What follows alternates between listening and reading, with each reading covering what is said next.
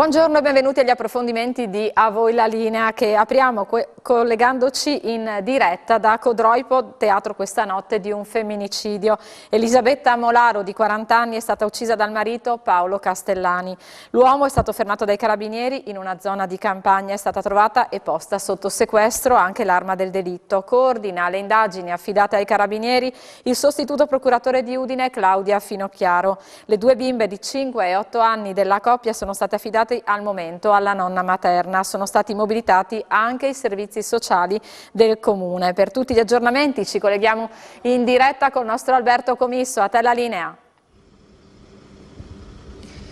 Buongiorno Monica, buongiorno a tutti i telespettatori. Alle mie spalle c'è la via dove questa notte si è verificato un omicidio, un colpo pesante inferto alla collettività di Codroipo, via della Cace, ore 2, siamo proprio nel contesto, a pochi passi dal centro cittadino, e qua si è consumata la scena, una terribile scena. Paolo Castellani, 44 anni, commesso in un'azienda di abbigliamento di Udine, uccide con diversi colpi difendente la moglie Elisabetta Molaro, 40 anni, originaria di Codroipo e dipendente di un'agenzia assicurativa della cittadina friulana. L'uomo è stato appunto subito intercettato dal personale dei militari appunto che è intervenuto qua sul posto. Prima però era stato lui stesso a chiamare direttamente il 912 e di fatto a confessare quello che poco prima aveva fatto. Come dicevo, tanti i perché, ma di fatto ancora una risposta non c'è a questo terribile omicidio. Diversi anche i colpi di fendente che hanno raggiunto la donna nel sonno. La donna anche abbiamo appreso che ieri sera era uscita a cena con un'amica, aveva fatto appunto ritorno, aveva trovato il marito poi insomma tranquillo con le figliolette di 8 e di 5 anni, figliolette che sono state affidate momentaneamente alla donna materna che abita a poca distanza da via delle Acace. Come dicevo, l'uomo, dopo aver commesso questo terribile delitto, si è dileguato in mezzo ai campi. Le ricerche sono subito cominciate nella zona di Villa Manin e poco lontano è stato trovato in completo stato di shock. Con sé non aveva il coltello. Il coltello verrà ritrovato dai carabinieri con l'ausilio dei vigili del fuoco qualche tempo più tardi in un fosso, in un piccolo canale, ed è quello che presumibilmente è il canale che è stato utilizzato appunto per colpire ripetutamente la moglie. Come si diceva, non c'è un perché ancora a questa tragedia che ha scosso la comunità di Codroipo, ma è sicuramente una cosa è certa: la coppia, anche se alcuni vicini hanno difficoltà ad esprimersi, la coppia non era particolarmente così entusiasta a raccontare la propria vita privata, però aveva confidato a più persone che era in crisi, stava attraversando sicuramente un periodo non molto felice della vita ed era in procinto quindi di separarsi, separazione che probabilmente ha scosso, ha turbato molto l'uomo Paolo Castellani, che stanotte proprio non ci ha più visto. È stata forse la goccia che ha fatto traboccare il vaso, non ci ha pensato due volte, ha preso l'arma e ha colpito ripetutamente la moglie. L'uomo, come dicevo, è stato fermato dai carabinieri poco lontano, proprio nei campi. Sono intervenuti sia i carabinieri della radiomobile di Udine, che per altre cose sono ancora qua presenti nell'abitazione di via della Caccia, al numero 5, i colleghi della stazione di Codroipo. È stato portato proprio in caserma a Udine, dove è sotto interrogatorio. E come si diceva, gli interrogativi sono davvero tanti. Ma com'è possibile? Ci ha pensato, ha chiesto aiuto, hanno chiesto aiuto. Noi abbiamo sentito, come poi potrete anche vedere nei prossimi servizi, il sindaco uscente di Codroipo: mai nessun problema, almeno così all'apparenza. Forse però dentro la coppia ribolliva una credine, un rancore che poi è venuto fuori nella sua brutalità proprio ieri sera alle 2.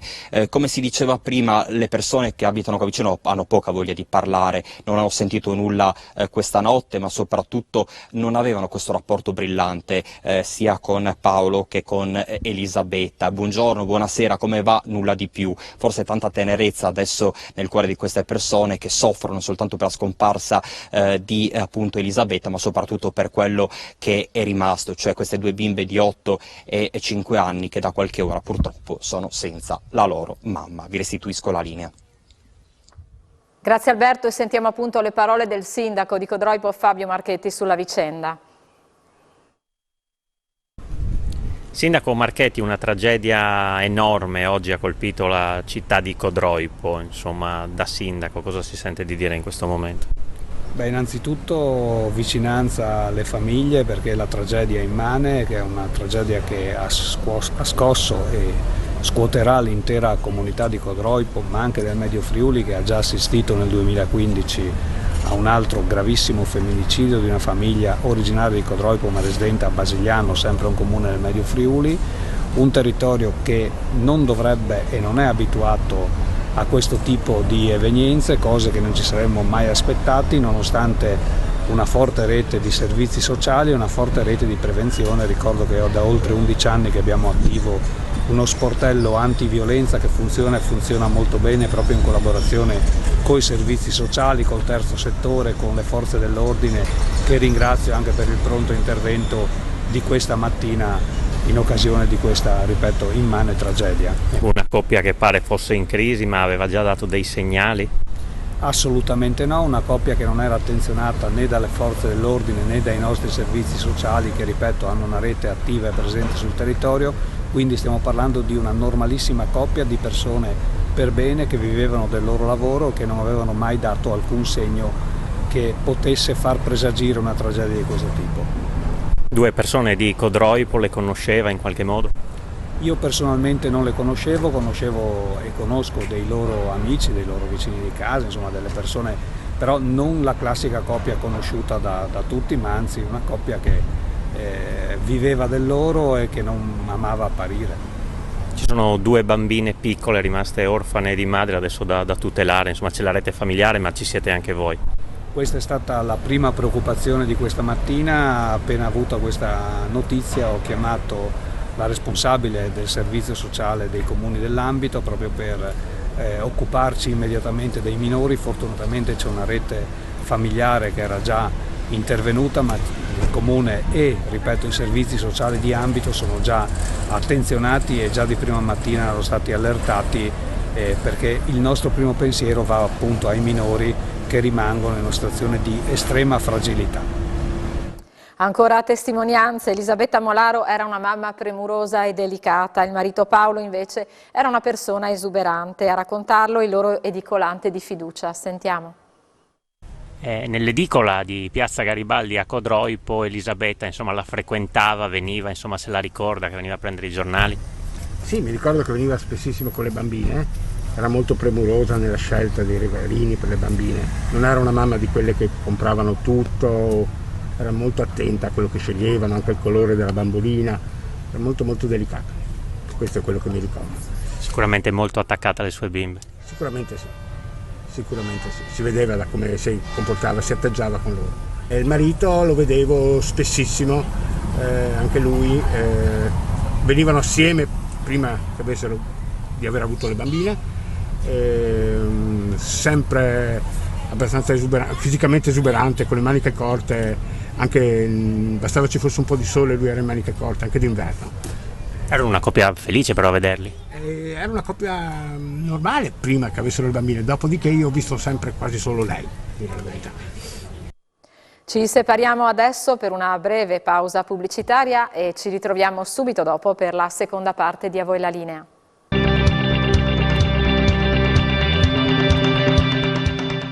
Rieccoci nuovamente assieme per la seconda parte di A voi la linea. Cambiamo completamente argomento. È in corso a Cividale lo sciopero dei lavoratori di Faber. L'avvertenza riguarda il rinnovo dei premi aziendali.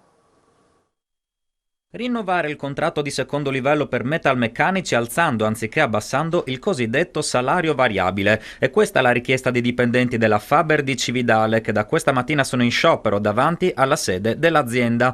Un centinaio circa lavoratori a comporre il presidio, sostenuti dai rappresentanti di FIOM CGIL e FIM CISL. Stiamo portando avanti un'avvertenza per il rinnovo del contratto di secondo livello in azienda da febbraio di quest'anno. Abbiamo fatto parecchi incontri, Ci sono stati dei punti di avanzamento su alcune parti normative di diritto, di partecipazione importanti, ma quando siamo arrivati al punto del salario lì si è presentato lo scoglio. L'azienda ha un'impostazione che dal nostro punto di vista porta a ridurre il salario per obiettivi, il salario variabile, che è una storia importante, fa parte di un pezzo importante della retribuzione dei lavoratori di Faber, che possiamo dire che nominalmente può arrivare anche oltre i 3.000 euro all'anno, e l'azienda con le sue proposte punta a ridurlo e a renderlo più precario, e noi questo tipo di proposta non possiamo accettarla. Il nostro obiettivo è di alzare il salario anche in un contesto come questo,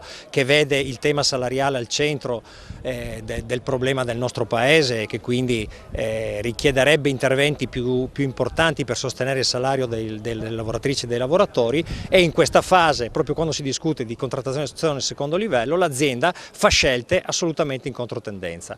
Ieri sera siamo rimasti qui fino alle 20:30 per tentare di trovare una soluzione, alla fine la cosa non si è realizzata e questa mattina dalle 6 di mattina dal primo turno siamo in sciopero. L'azienda vorrebbe dal canto suo contrarre quelle che sono le retribuzioni variabili legate alle premialità, renderle anche un po' più complesse per quanto riguarda l'accesso e il diritto che possono i lavoratori maturare nel rivendicare e nel percepire questi importi salariali. È evidente che in un contesto come quello attuale, dove appunto c'è un tema salariale che incombe nel nostro paese, l'inflazione che galoppa, che comunque erode quello che è il potere d'acquisto dei lavoratori e delle famiglie italiane, friulane in questo caso, non possiamo assolutamente cedere davanti a delle posizioni di questo tipo che risultano fuori contesto completamente. Cosa chiedete nello specifico? Noi chiediamo di arrivare a un accordo che salvaguardi la componente salariale, che è sempre stata comunque parte integrante del reddito annuo dei lavoratori di Faber, quindi di arrivare a una condivisione, alla sottoscrizione e alla garanzia che gli importi economici che fino ad oggi i lavoratori di Faber hanno percepito possano continuare a percepirli anche in futuro. Nessuna dichiarazione da parte dell'azienda, che la settimana prossima festeggerà i 50 anni di attività nel settore delle bombole a gas. Lo scorso marzo la dirigenza aveva chiesto al governo interventi tempestivi per contrastare la crisi energetica derivante dallo scoppio del conflitto ucraino. Ci spostiamo adesso nella destra, tagliamento per l'invasione di pianoforti a Pordenone, che dal 17 al 19 giugno ospita Piano City con 70 concerti sparsi in diversi angoli della città. A disposizione anche 4 strumenti liberi per chi volesse allietare i passanti. Pordenone si veste di pianoforti nel fine settimana dal 17 al 19 giugno nella quarta edizione del Festival Piano City. Saranno addirittura 15 gli spazi che saranno invasi dalla musica degli oltre 70 concerti previsti. Piano City è una delle manifestazioni più belle che si svolge a Pordenone, che riafferma quel legame storico indissolubile che esiste tra la città e la musica, che riafferma anche il valore, lo spessore culturale della nostra città, garantito da associazioni che hanno la capacità di presentare cartelloni di straordinaria bellezza, ma anche di creare alleanze con le altre associazioni e col mondo imprenditoriale. Quest'anno torneranno anche i pianoforti liberi in 4 angoli della città a disposizione di chiunque voglia allietare i passanti. Quarta edizione di Piano City Pordenone. È il festival che la città ha imparato a conoscere ed apprezzare, si svolge nel corso delle giornate di venerdì 17, sabato 18 e domenica 19 giugno. Ci saranno concerti nei luoghi istituzionali, l'inaugurazione con la bellissima orchestra FVG al Teatro Verdi, poi ci saranno concerti di bravissimi solisti al Convento di San Francesco, verranno utilizzate le corti di Palazzo Loredan Porcia e di Palazzo Policreti in Corso Garibaldi e in Corso Vittorio Emanuele. I pianisti che si sono candidati hanno proposto dei programmi di altissima qualità in diversi generi, sia classica, jazz, crossover, e nel corso degli anni si è instaurata una fittissima rete di collaborazioni con istituzioni molto importanti nell'ambito musicale in Friuli e nell'Alpe Adria. Ci sono collaborazioni con i conservatori, con il Conservatorio di Udine, di Castelfranco, di Bologna e con il Conservatorio di Graz. sono stati interventi molto generosi che hanno portato alla realizzazione di veri e propri progetti che potrete ascoltare nel corso delle giornate del festival. Protagonisti il Parco di San Valentino con la tradizionale staffetta delle scuole e ancora nel cuore della città la loggia del municipio dove si avvicenderanno pianisti con diversi programmi e generi musicali. A risuonare sarà anche l'Androne di Palazzo Ricchieri, la Corte degli Orti all'interno del complesso dell'ex convento San Francesco e la Galleria Asquini. 100 pianisti, 70 concerti, tutti gratuiti in 10 sedi diverse cittadine tra palazzi storici, vie, piazze e teatri. Credo che in questi numeri si riassuma la forza della formula di Piano City che valorizza la città appunto attraverso questi concerti diffusi e aperti a tutti, trasformando la città in un vero e proprio palcoscenico a cielo aperto.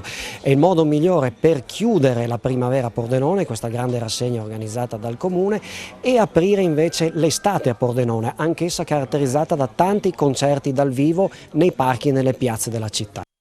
A voi la linea termina qui, io vi ringrazio per essere stati con noi e vi auguro un buon pomeriggio.